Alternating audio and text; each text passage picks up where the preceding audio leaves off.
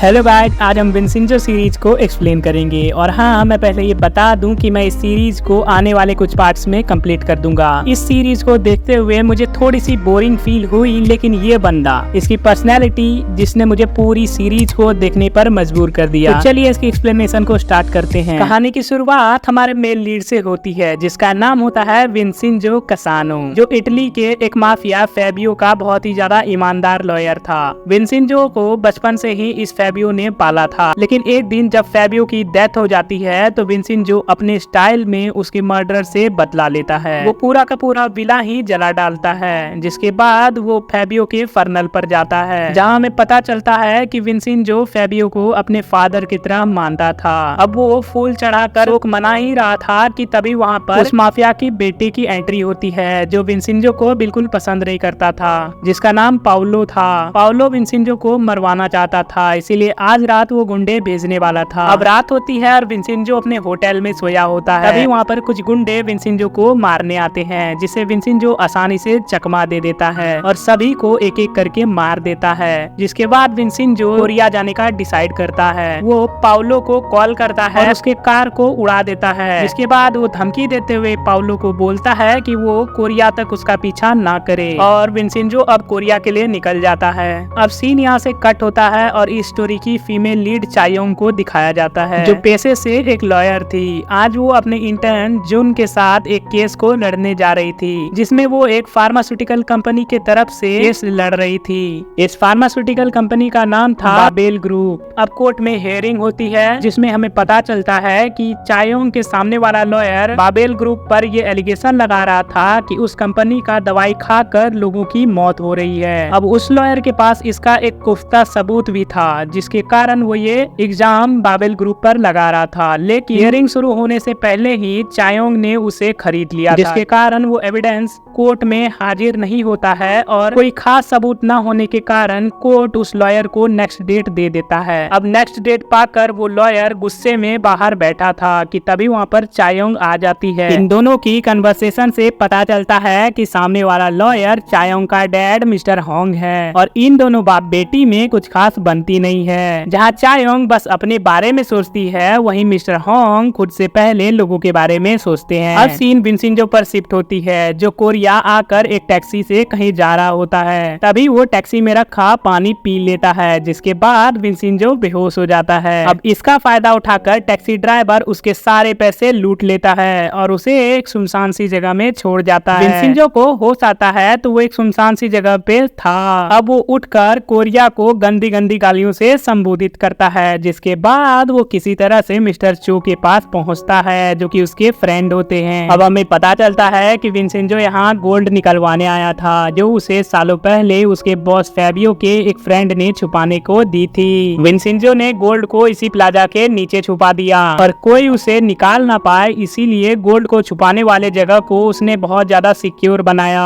उस जगह को उसने इतना ज्यादा सिक्योर बना दिया कि फैबियो के दोस्त के अलावा कोई उसे खोल ही नहीं सकता था। लेकिन अब जब वो मर चुका था तो विंसेंजो उसे निकालने की कोशिश करना चाहता था। मिस्टर चो विंसेंजो को बातों बातों में ये भी बताते हैं कि इस बिल्डिंग को और आसपास की सभी बिल्डिंग को बाबेल ग्रुप वाले अपने टावर के लिए खरीदने वाले हैं, जिसके बाद वो इस बिल्डिंग को तोड़ देंगे। लेकिन मिस्टर चो ने अभी तक इस बिल्डिंग को बाबेल ग्रुप को नहीं बेचा है। अब दोनों बिल्डिंग के अंदर जाते हैं, जहाँ के रेंटर्स थोड़े से सटकेले नजर आ रहे थे। हमें ये भी पता चलता है कि चायोंग के डैड मिस्टर होंग का ऑफिस भी यही है, और इसी बिल्डिंग में दो मॉन्क भी रहते हैं, जिनके टेम्पल के नीचे सारा गोल्ड छुपा हुआ है। अब विंसेंजो अपने रूम में चला जाता है। अब हमें पास्ट का समय दिखाया जाता है, जहाँ विंसेंजो एक कोर्ट की हियरिंग में था, जिसकी मेन सस्पेक्ट ग्योंगचे नाम की औरत थी। ग्योंगचे को सजा हो रही थी क्योंकि उसने अपने बॉस को मार दिया था। दरअसल ग्योंगचे एक जगह मेड का काम करती थी, जहाँ के बॉस को उसने मार दिया था क्योंकि वो ग्योंगचे को मोलेस्ट करता था।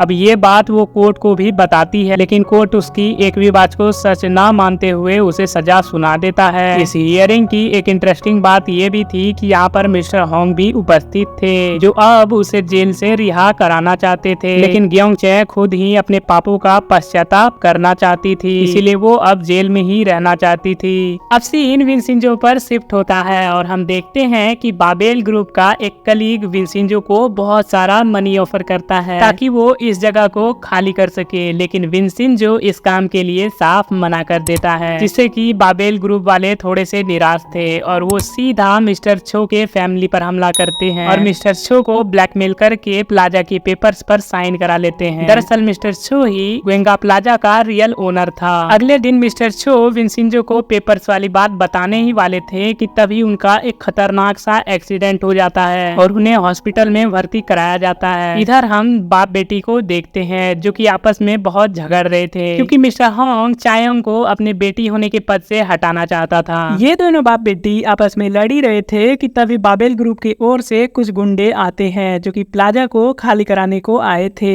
वो लोग सभी लोकल लोगों को धमकाने लगते हैं। मिस्टर होंग ये सब रोकने की कोशिश करते हैं तो ये गुंडे उन्हें भी धमका देते हैं, लेकिन यहाँ के लोग प्लाजा खाली करने को तैयार नहीं थे, इसीलिए गुंडे अब हाथापाई पर उतरने ही वाले थे कि तभी विंसेंजो यहाँ पर एंट्री लेता है। अब विंसेंजो फाइटिंग के मूड में बिल्कुल नहीं था, इसीलिए वो गुंडों के बॉस को बैठकर बात करने को बोलता है, लेकिन उसका बॉस ऐसा करने से मना कर देता है। इसीलिए विंसेंजो उसके बॉस को सीधा बिल्डिंग से नीचे लटका देता है, जिसे देखकर सब पीछे हट जाते हैं। विंसेंजो उस बिल्डिंग को ना तोड़ने की धमकी देता है। अब क्योंकि उसका बॉस लटका हुआ था इसीलिए सब मान जाते हैं। विंसेंजो उसे छोड़ देता है और सभी गुंडे और उसका बॉस वहाँ से किसी तरह से भाग जाते हैं। ये सब देखकर सब लोग इम्प्रेस तो थे, लेकिन कोई भी विंसेंजो पर अभी पूरी तरीके से ट्रस्ट नहीं कर सकता था। मिस्टर होंग को भी ऐसा लगता था कि ये विंसेंजो की ही कोई चाल थी। अब ये सब होने के बाद वो सीधे हॉस्पिटल जाता है जहां वो मिस्टर छो से मिलता है। मिस्टर छो उसे बताते हैं कि बाबेल कंपनी वाले प्लाजा को गिराने के लिए अपना पूरा दम लगाए हुए हैं और जल्द ही वो प्लाजा को गिरा भी देंगे। विंसेंजो ये सब सुन के चुप था। वो सोचता है कि अगर किसी दूसरे ने इस बिल्डिंग को तोड़ने की कोशिश की तो सारा का सारा गोल्ड डिस्ट्रॉय हो जाएगा और उन दोनों को कुछ नहीं मिलेगा। इधर हमें पता चलता है कि Babel pharmaceutical and development department से एक क्वारंटीन रिसर्चर गायब है। अब जैसे ही ये खबर चायोंग को पता चलती है तो वो घबरा जाती है, क्योंकि कहीं वो रिसर्चर अगर मिस्टर होंग तक पहुंच गया तो बाबेल ग्रुप वाले जो वो केस जीत रहे थे हार सकते थे। इधर विंसेंजो मिस्टर होंग के ऑफिस में आया था। वो मिस्टर होंग से रिक्वेस्ट करता है कि बाबेल ग्रुप की सारी इन्फॉर्मेशन वो उसे दे दे, लेकिन क्योंकि मिस्टर होंग विंसेंजो पर बिल्कुल भी भरोसा नहीं करते थे इसीलिए वो उसे मना कर देते हैं। लेकिन हमारा विंसेंजो उन्हें किसी तरह से मना लेता है और वो बाबेल ग्रुप के बारे में सारे इन्फॉर्मेशन को पढ़ रहा था। तभी वहाँ पर चायोंग आती है, लेकिन वो छुप के देखती है कि कहीं वो रिसर्चर मिस्टर होंग के ऑफिस में तो नहीं आ गया, लेकिन ऐसा नहीं हुआ होता। इसीलिए चायोंग चैन की सांस लेती है और ऑफिस के अंदर आती है। वो देखती है कि विंसेंजो बाबेल ग्रुप पर कुछ रिसर्च कर रहा था, तो चायोंग बहाने बनाकर उससे पूछती है कि तुम ये सब क्यों कर रहे हो। विंसेंजो बोलता है कि मैं प्लाजा को बचाने के लिए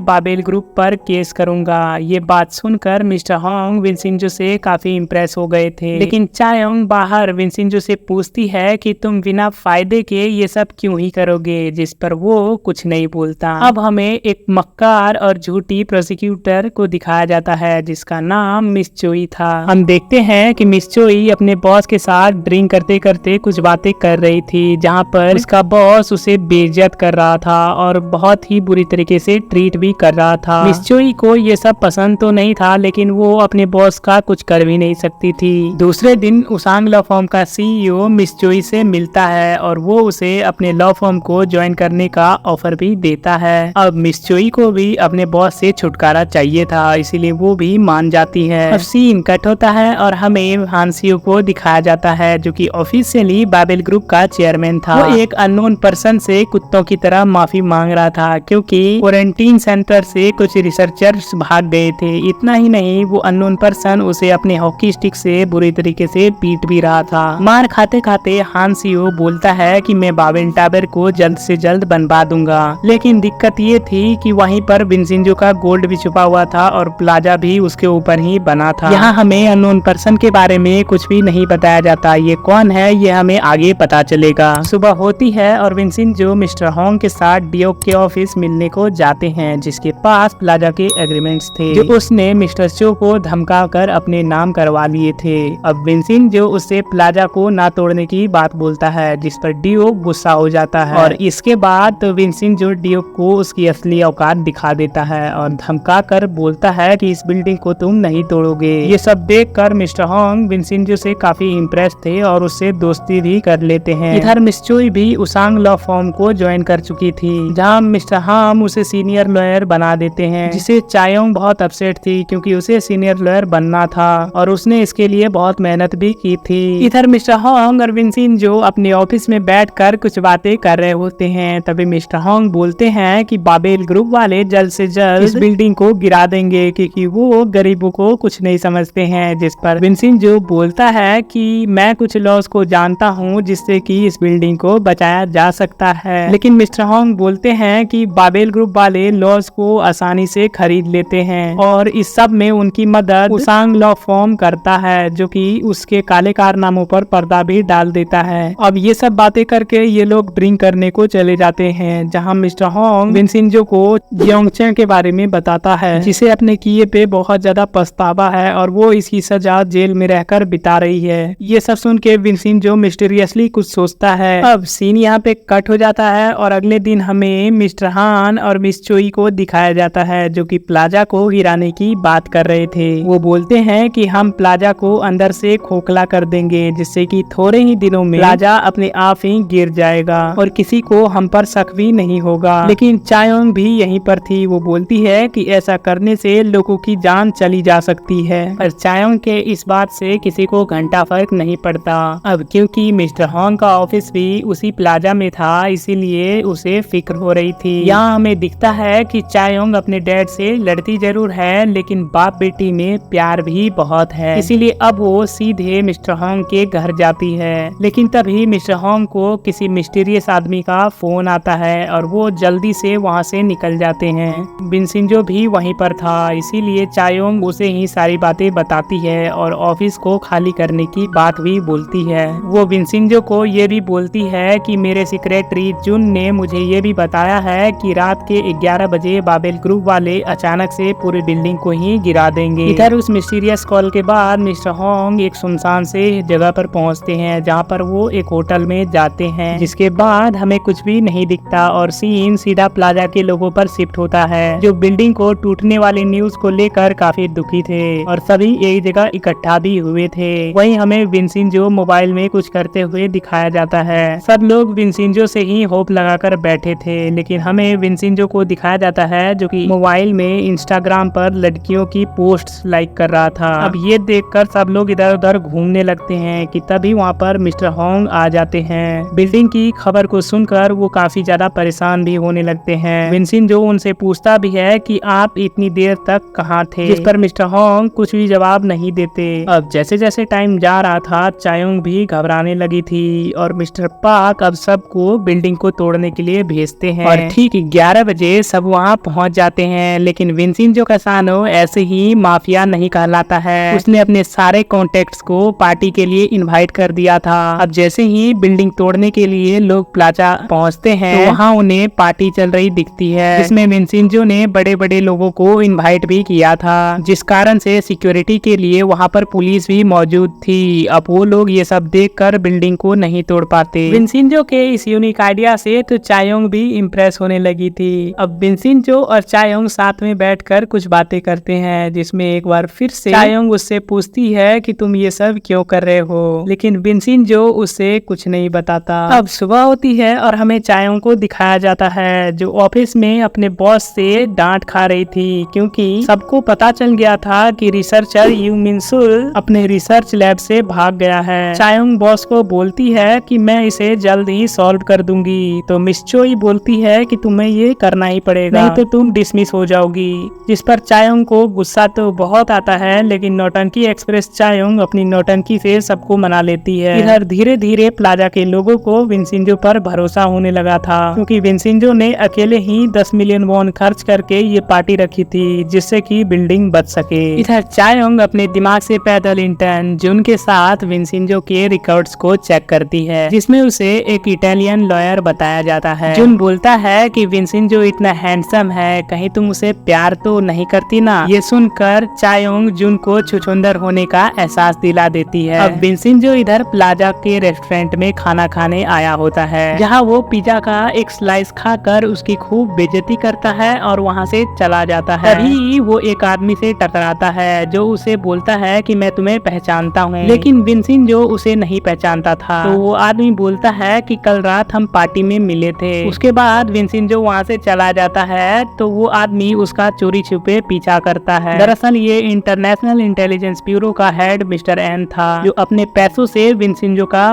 पर्दाफाश करना चाहता था, क्योंकि उसके बॉस ने विंसेंजो का पीछा न करने को बोला था। अब वो प्लाजा में कुक का जूनियर बनकर रह जाता है ताकि विंसेंजो पर वो नजर रख सके। इधर विंसेंजो मिस्टर होंग और उसके सेक्रेटरी से मिलता है और बाबेल ग्रुप के नए मेडिसिन RDU-90 के बारे में पूछता है। विंसेंजो को पता चला था कि RDU-90 में ड्रग है और ये दवाई जल्द ही मार्केट में आने वाली थी। ये सब सुनकर मिस्टर होंग आग बबूला हो जाते हैं और बोलते हैं कि मैं RDU-90 के मैन्युफैक्चर कंपनी में आग लगा दूंगा, इसके लिए चाहे मुझे जेल ही क्यों ना हो जाए। लेकिन मिस्टर होंग ऐसा नहीं कर सकते थे क्योंकि वो एक बहुत ही ज्यादा नेक इंसान थे। अब हमें दिखाया जाता है कि विंसेंजो को हाथ कुछ सबूत लगे हैं डियोक के खिलाफ। इधर चायोंग को दिखाया जाता है जो अपनी नौटंकी से मिनसुल के दोस्त से उसका पता पूछती है, लेकिन उसका दोस्त उसे कुछ भी नहीं बताता। चायोंग उसे कुछ पैसे भी ऑफर करती है, जिससे मिनसुल का दोस्त बहुत ज्यादा गुस्सा हो जाता है और वो जुन और चायोंग को गाली देकर यहाँ से भगा देता है। चायोंग इस बात से परेशान थी कि मिनसुल का बच्चा आखिर गायब कहाँ हो गया है। तभी जुन बोलता है कि अगर मैं मिनसुल की जगह होता तो मैं सिर्फ तुम्हारे डैड के पास जाता। इसके बाद हमें पास्ट के सीन में ले जाया जाता है जहाँ मिस्टर होंग उस मिस्टीरियस पर्सन से मिलने गए थे। दरअसल वो और कोई नहीं, रिसर्चर मिनसुल ही था। वो मिस्टर होंग को बताता है कि बाबेल के न्यू मेडिसिन RDU-90 में नारकोटिक्स नाम का ड्रग है और अगर उस दवाई को मार्केट में लाया गया तो कोरिया में बच्चा बच्चा ड्रग का आदी हो जाएगा। मिनसुल ये भी बताता है कि जब बाबेल के डॉक्टर्स ने एक सस्पेक्ट को ज्यादा मात्रा में RDU-90 पेन किलर इंजेक्ट कर दिया तो उसकी मौत भी तुरंत हो गई। मिस्टर होंग उसे कोर्ट में गवाही देने को बोलते हैं, लेकिन मिनसुल मना कर देता है और बोलता है कि अगर आप मेरी फैमिली को बचाने का 100% वादा करते हैं तभी मैं कोर्ट में गवाही दे पाऊंगा। लेकिन मिस्टर होंग वादा नहीं करते क्योंकि वो उसकी फैमिली को 100% सिक्योरिटी नहीं दे पाते। अब सीन प्रेजेंट में आता है जहाँ विंसेंजो मिस्टर होंग को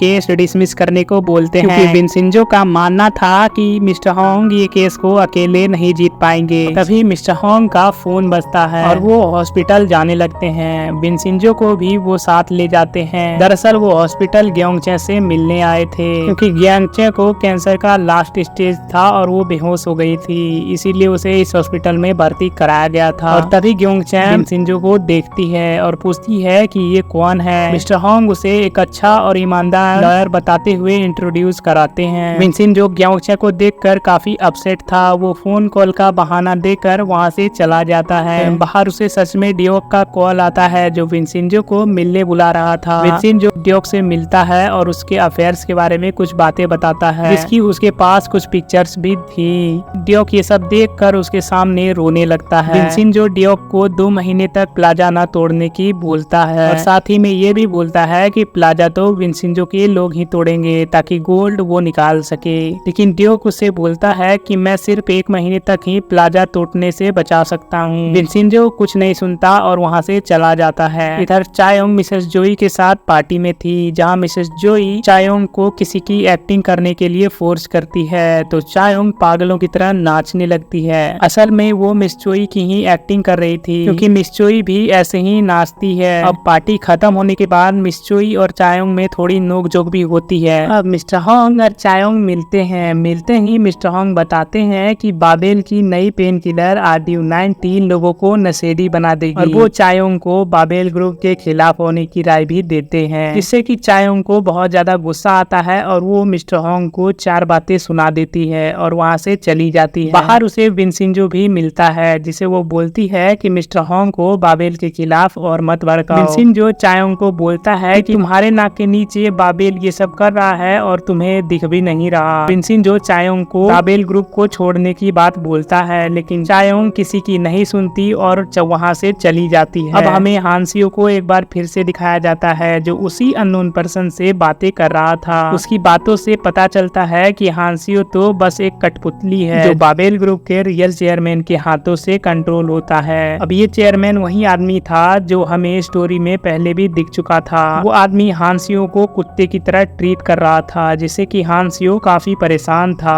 अब सीन विंसेंजो की तरफ आता है, जहाँ हमें मिस्टर होंग के मुंह से पता चलता है कि ग्योंगचे ही विंसेंजो की रियल मदर है। ये बात विंसेंजो को पहले से ही पता थी। ये सब बातें चल ही रही थी कि तभी हमें दिखाया जाता है कि RDU-90 के टेस्टिंग के दौरान जो 14 रिसर्चर्स वहाँ थे उन सबको गैस लीक करके मरवा दिया गया है। सुबह होती है और मिस्टर होंग को उन लोगों की मौत का बहुत अफसोस था। इधर मीडिया भी उनकी मर्डर को एक एक्सीडेंट की तरह शो कर रही थी। अब हमें चायोंग और उसके इंटर्न जुन को दिखाया जाता है, जहाँ जुन चायोंग की फिक्र करते हुए उसे बाबेल ग्रुप को छोड़ने की बात कहता है, क्योंकि बाबेल ग्रुप लोगों को चींटियों की तरह मसल रहा था। चायोंग इस बात से साफ इनकार कर देती है और वो जुन को बोलती है कि वो उसकी फिक्र ना करे। अब इस सब से हमें लगता है कि चायोंग को जुन पसंद करता है। अब सीन विंसेंजो और मिस्टर होंग पर शिफ्ट होता है, जहाँ मिस्टर होंग क्राइम सीन पर पहुंचकर पुलिस से इन्वेस्टिगेशन करने को बोलते हैं, लेकिन पुलिस उनकी बात को नहीं सुनता, जिससे मिस्टर चोंग उनसे झगड़ा करने लगता है। इतने में विंसेंजो को कुछ लोग दिखते हैं जो दूर से मिस्टर होंग को देख रहे थे। वो तुरंत ही मिस्टर होंग को लेकर यहाँ से निकल जाता है। अब हमें बाबेल के CEO हांसियो और उसांग के CEO मिस्टर हाम की एक मीटिंग देखने को मिलती है, जिसमें मिस चोई भी शामिल थी। हांसियो के बेवकूफी भरी बातों से मिस चोई को ये पता चल जाता है कि बाबेल का रियल बॉस हांसियो नहीं बल्कि कोई और है। अब हम मिस्टर होंग को देखते हैं, जिन्हें उस आखिरी बचे रिसर्चर का कॉल आया था। वो बोलता है कि मैं गवाही देने को तैयार हूँ, क्योंकि अब उसे पता था कि वो गवाही दे या ना दे, बाबेल ग्रुप वाले उसके रिसर्चर दोस्त की तरह उसे भी मार देंगे। मिस्टर होंग उस रिसर्चर को कल ही कोर्ट में हाजिर होने को बोलते हैं। इधर विंसेंजो पर मिस्टर एन कड़ी नजर रखे हुए था, लेकिन वो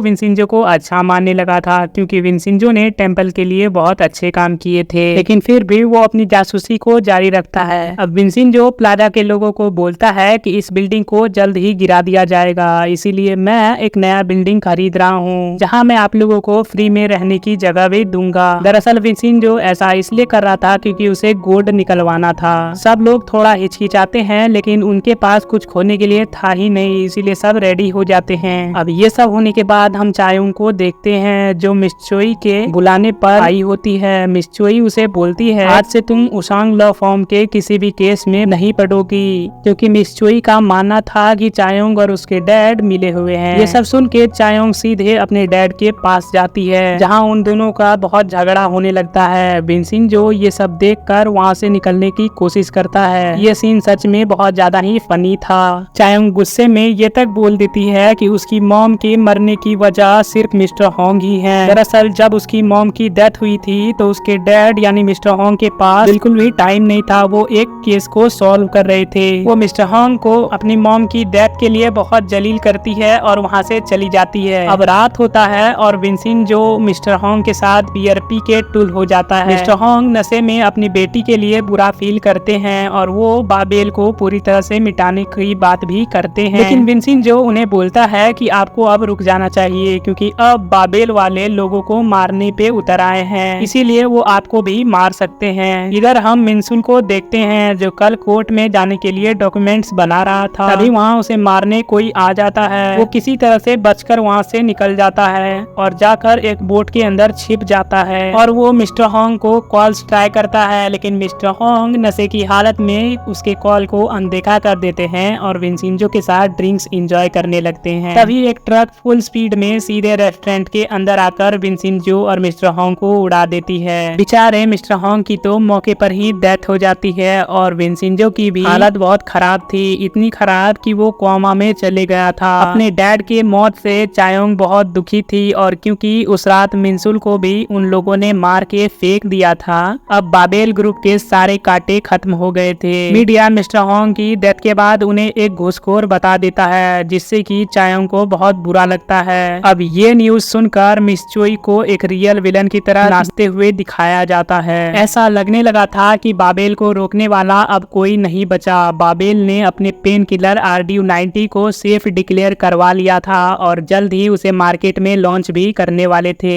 चायोंग अपने डैड के मौत से बहुत पछता रही थी और विंसेंजो भी 10 दिनों से कोमा में था। वो विंसेंजो शिंजो के पास आकर रोने लगती है क्योंकि उसे समझ नहीं आ रहा था कि अब वो इन्वेस्टिगेशन कहां से स्टार्ट करे। और तभी हमारा हैंडसम और किसी से ना डरने वाला विंसेंजो जाग जाता है। ये सीन काफी इंटरेस्टिंग था। अब दोनों मिस्टर होंग के कब्र पर जाते हैं जहां विंसेंजो उन्हें फूल चढ़ाकर उनकी कही एक बात को याद करता है। वो अक्सर कहा करते थे कि चायोंग एक अच्छी लॉयर है, मैं चाहता हूँ कि वो बुराई के अगेंस्ट लड़े। जिसके बाद चायोंग गुस्से में अपने बॉस के पास जाती है रिजिग्नेशन देने के लिए, जहाँ मिस चोई भी थी। वो दोनों मिलकर उसका खूब मजाक उड़ाते हैं। चायोंग के रेजिग्नेशन देने से उसका बॉस उससे घर की चाबी और कार की चाबी ले लेता है, जिससे कि अब चायोंग अपने डैड के घर में ही रहने वाली थी। इधर विंसेंजो RDU-90 के प्रोडक्शन की न्यूज से काफी गुस्से में था और वो अब उस RDU-90 ड्रग को रोकने वाला था। इसका मतलब अब तक पूरी स्टोरी बिल्ड हो चुकी है, लेकिन अभी तक हमें ये नहीं पता चला कि बाबेल का रियल बॉस कौन है। जानेंगे नेक्स्ट पार्ट में। तब तक के लिए चैनल को सब्सक्राइब कर लो।